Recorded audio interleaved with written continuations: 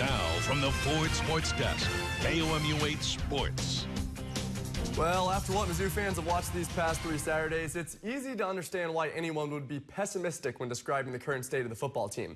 And while head coach Barry Odom certainly didn't sound overjoyed in today's weekly press conference, there was something in his language that could best be described as optimism. Well, I mean, everybody wants to win. I'm sure, I know the fans want to win, and everybody in this building wants to win, but I don't look at it any more than we need to improve, we need to get better, and need to play better. We're 3 games into this deal. We got 9 games left. I still believe with very strong conviction that we'll be all right. We'll keep working. I know that. Optimism is good. But if you don't share that same optimism for the football team, then it's never too early to start looking ahead to next year. Today, Mizzou football announced its finalized schedule for 2018, and it features some of the toughest teams the nation has to offer. The Tigers open up with 3 non-conference opponents, including traveling to Purdue, a team Mizzou fans know all too well now. Then Mizzou starts conference play by welcoming in the Georgia Bulldogs, and then it's time to hit the road. They're going to be taking on South Carolina, and then they travel to Tuscaloosa to take on the Crimson Tide. That's their second regular season meeting since joining the SEC. Then they come home for a literal and designated homecoming against Memphis here in Columbia. The Tigers wrap up the season with 4 straight conference games, including traveling to Florida and Tennessee before welcoming Arkansas back in for the annual Battle Line rivalry.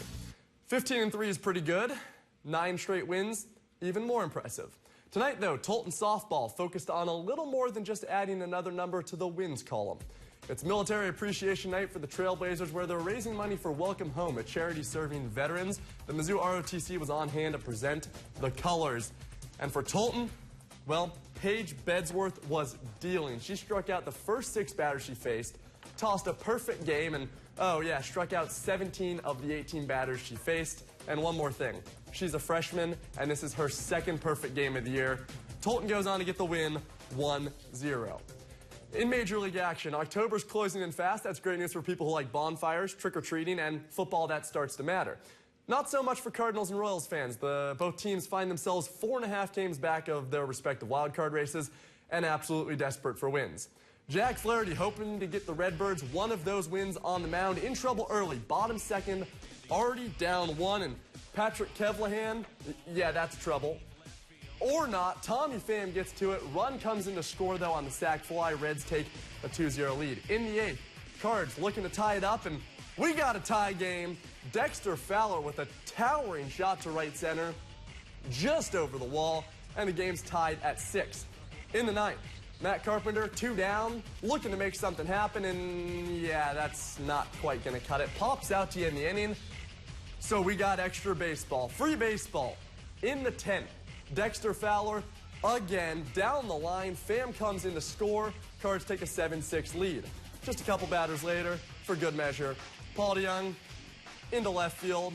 Fowler comes in to score. Cards take an 8-6 lead. They needed that 2nd run, actually, as they go on to win 8-7. They move to 4 games back in the NL wildcard. As for the Royals, they had Ian Kennedy on the mound tonight against the Blue Jays. He was dealing early. In the 5th, 2 down. And he gets Russell Martin to just casually fly out to center. So he goes 5 scoreless innings. That wasn't going to last very long, though. Bottom 6th, Darwin Barney, and yeah, he's got something to say about that. 2-run shot to left, breaks up the scoreless bid. Toronto takes a 2-0 lead. In the 8th, Toronto up 5-1. Alex Gordon, solo shot to right center. That's the 5,694th home run in the MLB this year. That set a league record for single-season home runs.